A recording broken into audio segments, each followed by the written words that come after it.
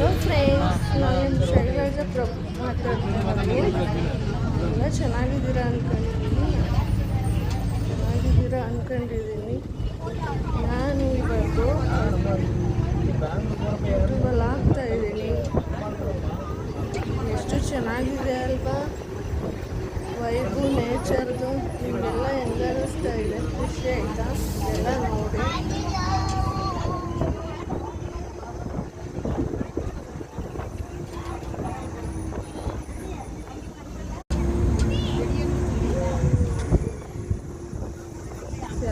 ಯಾವ ಊರ್ದು ಅಂತ ನೋಡ್ತಾ ಇದ್ದೀರಾ?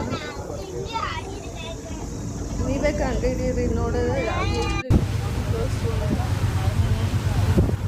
ಇಷ್ಟು ಗೇಸ್. ಓಕೆನಾ? ಥ್ಯಾಂಕ್